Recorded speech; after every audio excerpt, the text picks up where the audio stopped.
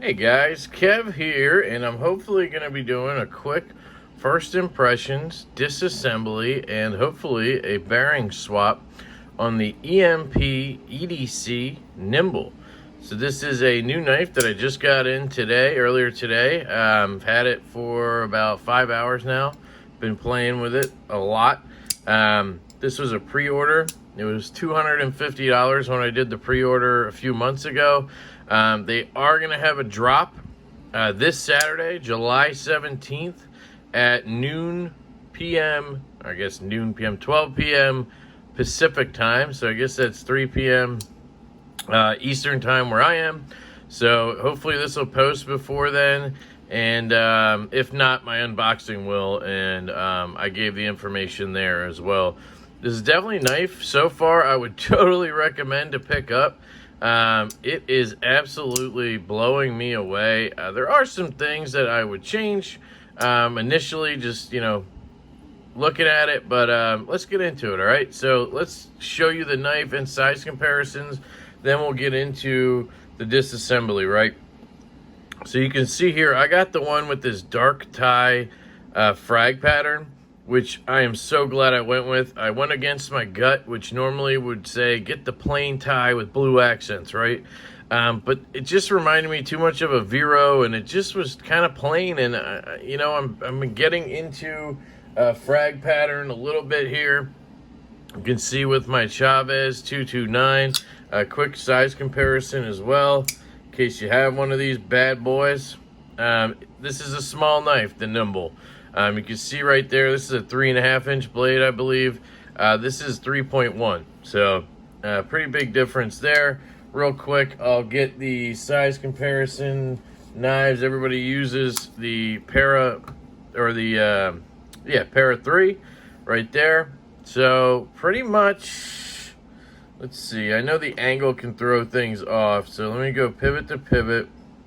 I mean, they're really similar, guys. I'd say blade length, they're almost dead on, and the Para 3 has a little bit more in the handle, as you can see there. And then, of course, the bug out right here. Right there. So the bug out's going to be a little bit bigger in all aspects, 3.25-inch blade, and a little bit longer in the handle, right? All right, so that should give you a good size comparison. Do I have anything that's like dead on in size? I don't know. Perhaps the Sumo? I mean, that's pretty dang close. Even the Sumo is a little bit bigger than this guy. What else? I did a scale swap on my Pena Lanny's clip. So I had the plain titanium with fat carbon on it, and then I had this Fanatic Edge version, which was all Cerakoted black with the micarta, and I did a switch because, oh my goodness, look at that sexy ass knife right there. It just made it even nicer looking, right? So I will be selling this guy. Now basically it's a plain version, so I'm gonna lose some money because this one with these scales was $375, and this one with these scales was $350. So I'm gonna have to sell it for stock price, which is like $275. Secondary pricing, I'm probably not gonna get, I'll probably get that, maybe $250. But it's worth it because look at this gem, guys. Ugh. Anyway, sorry. Size comparison. This is 3.15 on the blade, and this is supposed to be 3.1. So there you go. I mean, it is almost identical in size to the Pena Lanny's clip front flipper. All right, that is enough of showing off this bad boy, right? Let's check out this one. I love the little atom symbol right there. You got the hardware, 1 negative, T6s, guys. You do have that lanyard that kind of goes through their lanyard hole. You have numbered on the backspacer, number 14. He does sell Mokutai clips and backspacer, I think heart and pivot sets. And I don't know how that works because you're going to lose that numbering. But, if you're into that, you're into that. It doesn't really matter. Check out this awesome drop point blade. Fantastic grind. Satin finish. Very sharp. It's M390. I love the finishing on the hole here. Just, it does a great job at biting where it needs to, but not too hard. A very, very generous choil here. Almost for me, a little too generous. I feel like we could have got a little more blade here because you're kind of holding back on this. So you see how much extra is there? Usually on a choil, I'm like right up in there and I don't even care, right? So this almost feels like too much because I can tell you what will happen if I go to slice things. I'll get them caught right here a lot. That will happen. I can get some paper. I see that with a question mark. I tried it on notebook paper at work and it freaking cut through that no problem. Like almost was whittling. Like, you see it's doing like curly cues out of this paper. Absolutely fantastic edge coming from QSP. That is the OEM on this guy. No need to really curl that up, but I did. So here's, you know, a couple of little curly cues it took care of, no problem. Yeah, so I'm really digging the design. Action. So you have a flipper tab, right? Of course, you have an exposed lock bar, frame lock here. So as a lefty, this is always a concern. So as long as you don't put pressure straight down on it, I haven't had that problem yet. I just put my finger down and I flip it. I've never had it fail up on me or anything. You can see the closing action is very smooth. It's not quite like guillotine or anything, but it is super smooth and a decent shake. And this guy's home. Sometimes it even bounces off because of the detent. It's not the strongest detent in the world, but it's strong enough, right? Because it needs to be able to front flip, back flip, and finger flick. So, you know, the detent is very important on a knife like this. So for the flipper, because it's designed like a Vero with that flat kind of flipper tab, you end up pulling down, right? And it takes the whole knife. Basically, it's vertical, so you're not coming from the side and pulling down. You're coming from the top. You get more leverage. So with less of a detent, you can still flick it out with authority, no problem. If I just break the detent, I mean, yeah, it's really good, guys. Front flipper, you got good jimping up there. Flies out. I love the detent for this front flipper. Sorry, I got it caught on my arm, or my palm. So really good there. I will say I wish the jimping was a little rougher right here on the flipper tab because my finger can slip off. Now it's a light enough detent that it's not going to happen and a square enough shape. But I bet you if I was sweating a little bit, I would start slipping off of this bad boy. It's got ridges, but it's not exactly like biting at all, right? That's the best way for me to put it. That's how this frag pattern is as well. It's very smooth, guys, but it does actually give you a little bit of grip, and I think I really prefer that over a plain tie. I don't have that model, so I can't say for sure. And then the flick, guys. So left-handed, you see there, I'm just touching, like, I'm trying to keep my thumb just in contact with the clip. That's been the way I've been doing it. Just making sure it's in contact with the clip. You can lock it up. Like right now it's locked up. Even though I'm touching the clip, I'm not on the clip. I'm like up here. But if you put light pressure on it, it still lets you flick it. It even kind of beefs up the detent a little bit, which is kind of nice. So, you know, I've had a couple times where I pulled it out naturally and went to flick it and it was locked up. But for the most part, I'm kind of just naturally hitting it in the right spot. And it's fantastic on the flick. Detent feels really good left-handed on that. I think partially because I'm putting a little pressure on it. Because if I do my pressure test, so you guys know, take the Liang Ma here, build up pressure and wait for it to release. And it just shoots out of there. I'll show you one more time. Build up pressure with the middle finger, just pushing forward, and then the detent flies, and so does the blade. On this knife, I think I can see the detent's a little stronger because I'm putting pressure down. Let me see if I back off. Yeah. So if I back off of that, and I'm not on the lock bar at all now, right? If I start the pressure game, it comes out because the detent is a bit light. And that's because of the front flipper. For me, that's okay. Again, left-handed, I'm getting a little more pressure on that detent. So it's working that way. Thumb flick left-handed works fantastically. Thumb roll. I mean, guys, you have so many ways to open this knife.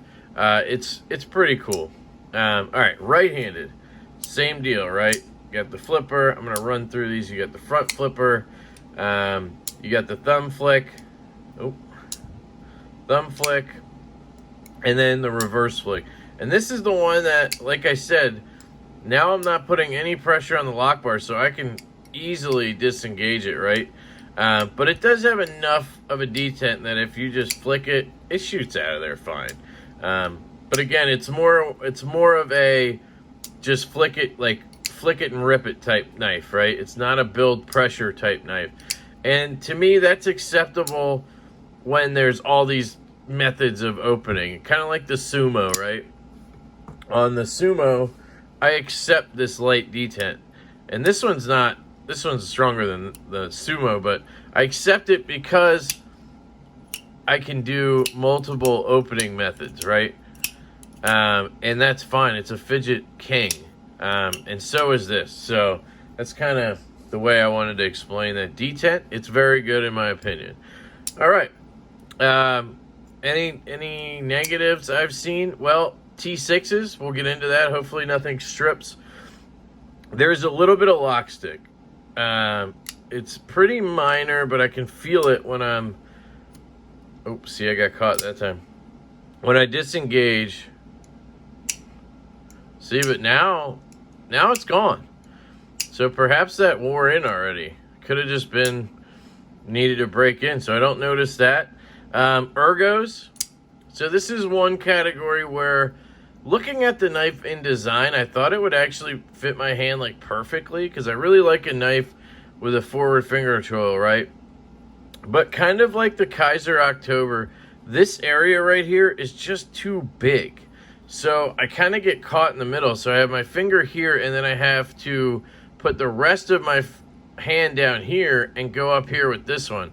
And yes, it's comfortable and it works, but it just kind of feels a little weird to have this whole hump between my fingers. I like to have my fingers close together, right?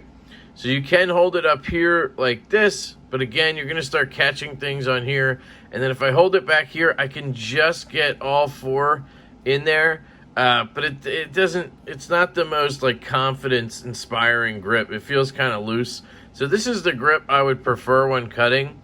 And it's good. It is good. It's just not perfect. Like, it's just not great. It's good. That's my best way to explain it. It's like the October, if you saw that review. So, sorry, I got like piece of... Anyway.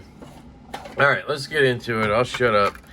Oh, we need a T8, and of course, we're going to need T6s. So, oop. And I kind of want to swap out my T8 at this point. It's been a while. See if I can find one laying around real quick.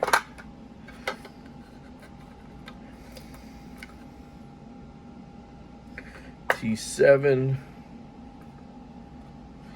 T10. Gotta have a T8 somewhere. What's this? T7. Oh, here. T15. What the hell? Alright, never mind. I'll just go with it. Alright, so here we go. T8 on the pivot. It came right out. I had to tighten it when I first unboxed it because it just was already coming loose. I believe he kind of tuned it when he got it in, because I think he put these together maybe. And then shipped them out. So I'm hoping I don't have to take the clip off, but it looks like we might have to. T6 here. And we know QSB likes to use those damn barrel things. I'm just going to take the clip off. Yep, there it comes. Okay, so you only have to unscrew the clip a little bit. So here we go. Oh no, it's these tiny ass bearings. God damn it. Alright, that's a bummer. Doesn't look like we're going to be able to swap the bearings. Man, QSP. They use these little shit-ass bearings. I don't know why. I'll get a comparison for you in a second. Looks like it's just going to be a disassembly though. So clean it up. It's pretty clean. He may have just done this. So here's the blade. Pretty standard internal stop pin design, detent ball hole, all that good stuff. Here is your, let me put these screws. Where did this come from? Was this the one on the clip? Yes, this goes with the clip. All right. Trying to keep everything kind of together here. This goes on the side of one of the, right here, to make sure it holds in, so that the bearing goes against steel and not titanium, right? All right, let me make sure I keep those safe too. So you can see here, you have milling pockets. It's pretty thin titanium, which is nice. Here is your back spacer. So let's say you bought a Mokutai kit. We basically have done everything you would need to. Just remove this, would be your back spacer. You'd remove the clip. You just take the other screw out. And then you have the pivot assembly here. And here you would swap out as well. I think that's it. I don't think it's a full hardware kit. But I'm not 100% sure. So let me clean this off again. I might as well put some EDCI on it, although I've not had the best of luck with this stuff lately.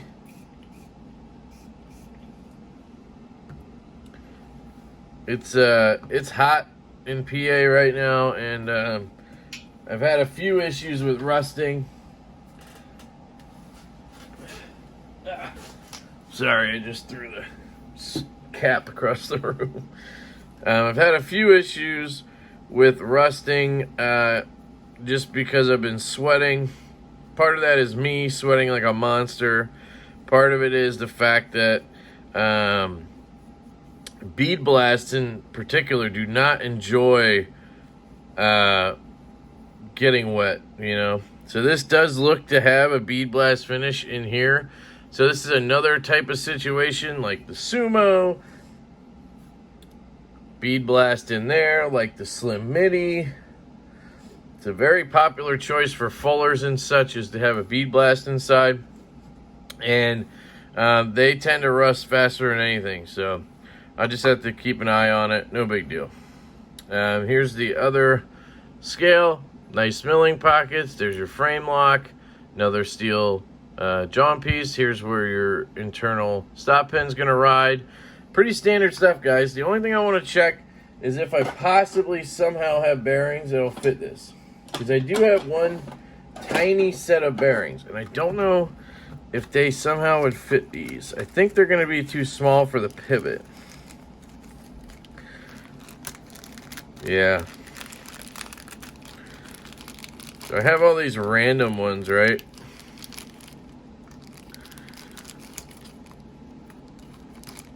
Trying to get in there. Come on.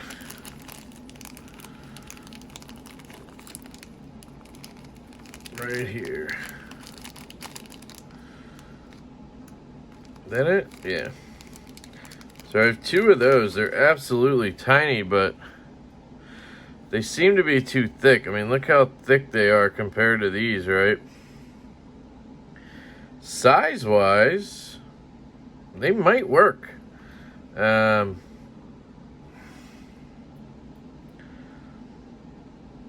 Nope. See, they just won't fit over the pivot. Where these tiny little bastards somehow do. So, it's just a size difference. And I think that's the problem I found with these, is they're not 5mm. They're like some weird shit. I'll look through real quick what else I have, and then we can wrap this up. Where did that bearing just go? What in God's name? It was right there. What the hell was that? That was fucking weird. Alright, come on. I don't have all day, you fuckers. Alright, so that's those. Don't have that. These are just Gillians. I have a bag of bearings, but all of those are 5mm basically. Here's a thing of 5mm. That's what I would love to use, but I doubt they would fit into the pocket, right? Maybe I'm... There's no way, but whatever. I'm just gonna try it. What? It fits! Holy shit. Look at that. It fits in the pocket. Whoa, whoa, whoa, whoa. Why wouldn't they use 5mm bearings then? Look at the difference, but yet it fits in there. I think this is gonna work. Uh-oh, wait, hang on. Oh, yeah, I think we're gonna be able to do Gillians, boys. All right, let's do it. Let's try it. Just need one more. All right, here we go. Look at that, I got a few sets left. Well, 2 now. All right, let's see what happens. Sorry, I know some of you probably hate this part when I do all this shit, but you know how it is. Gotta deal with it. I would love to get some Gillians in here. That would be fantastic. That screw just keeps wanting to come out. It's kind of dumb.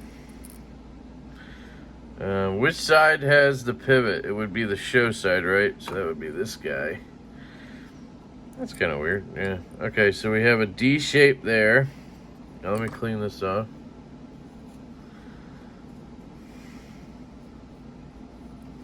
Sorry, I got really excited when I saw that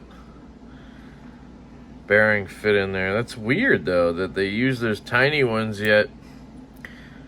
You know, because that can make it feel kind of cheap if it, like, rattles in there or whatever, you know. So when I'm placing these back in, I want to make sure that track right there is facing up because the bearing's going to ride on that. Although these are probably going to ride a new track now, right? Yes, they fit. I can't believe it. So awesome. All right. They may still end up being too wide, though. Too thick, if you know what I mean. And then we're screwed. So we'll see what happens here. And it's not like the action was bad. I just could be better, right? So let's drop a little KPLs. Little KPLs all around.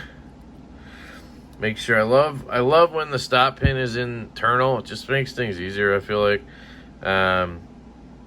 Okay, everything's in. This is too easy. Now we need, oh no. Let's see. KPL.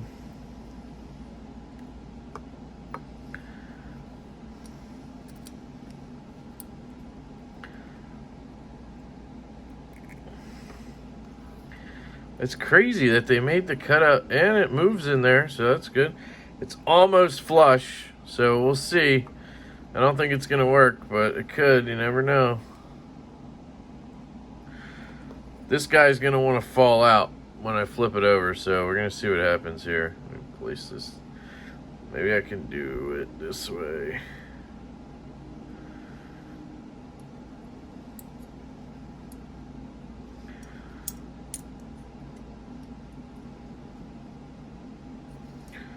Wouldn't really recommend doing that. But it kind of worked.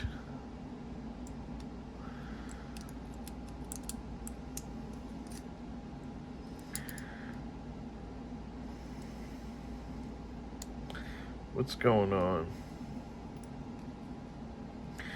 Yeah, see, I think it doesn't want to pop together because they're just too thick, right?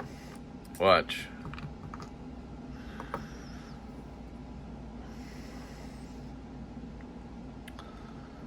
Man, look at them. They're just so tiny and shit compared to the bigger ones. It's just such a shame.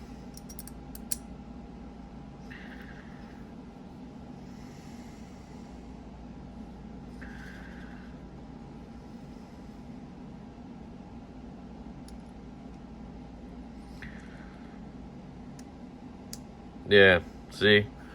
Now it clicks right down. So I might be able to swap it with like bigger shit one, like not shit ones, but bigger, just like ass caged ones, if you know what I'm saying. It's hard to explain myself.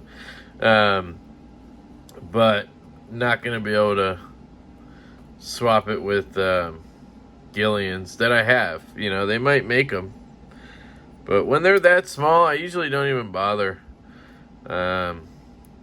getting them replaced. I guess I just haven't had a knife that I've liked enough and with that size of bearing, you know.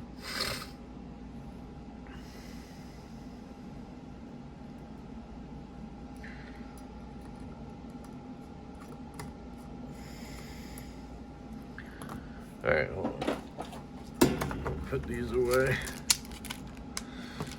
Poor guys aren't getting any use, but I got an F5 coming soon, F5.5. Probably use it on that.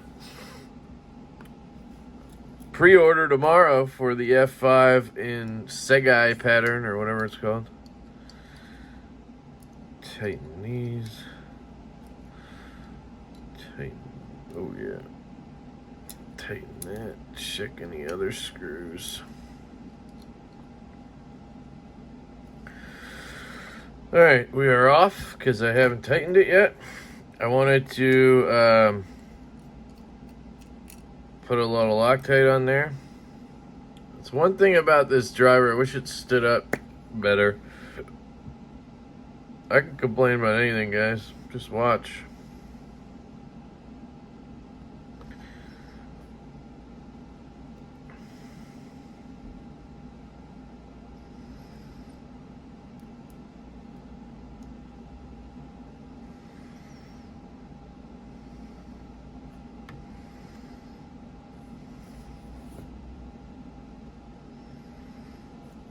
Just trying to wipe some off. Usually drop the screw once or twice. Somebody asked me once, why don't you thread it in by hand first? And the answer to that is, that'd be even worse. I'd drop it like 50 times then. All right, so we gotta see if it starts moving our way here. There she comes. All right, we're centered.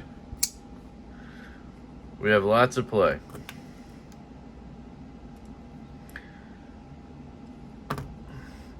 No play, rock solid, almost too solid.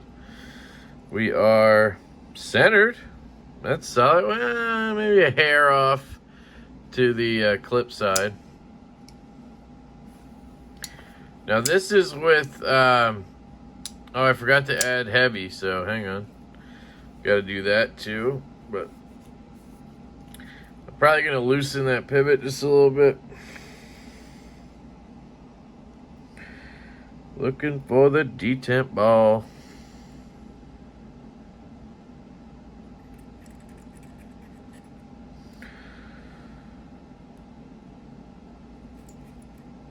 Couldn't tell if I got it the first time.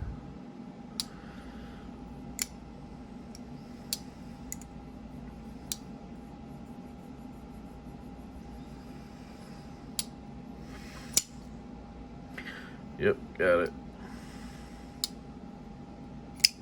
All right, no blade play. I mean, that thing is a rock. I mean, I can start to feel a wiggle. That's pretty damn good action, though, but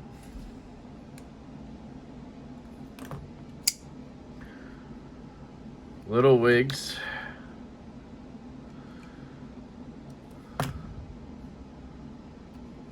Maybe the tiniest. No wiggle.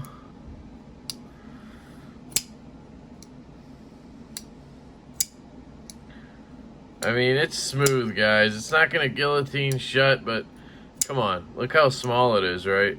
So, this is perfect, guys.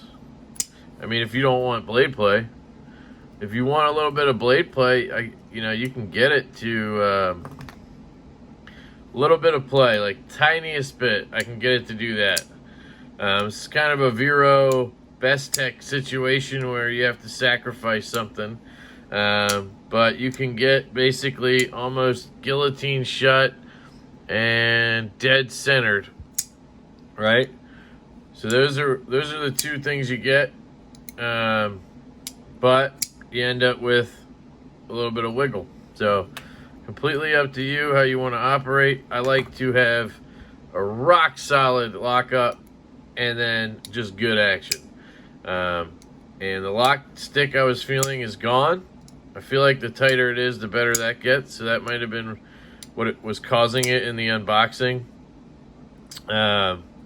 Was maybe just, it was a little loose from factory and I just tightened it. It feels good. Yeah, this is perfect. So, can I tighten it anymore? Yeah. So let's feel it. Now it's a freaking brick, you know. And it'll keep breaking in, you know. So, cool knife, guys. I'm really excited about this one. That is your disassembly and reassembly and first impressions of the EMPEDC Nymble. And it's dropping on Saturday the 17th at noon Pacific if you want one.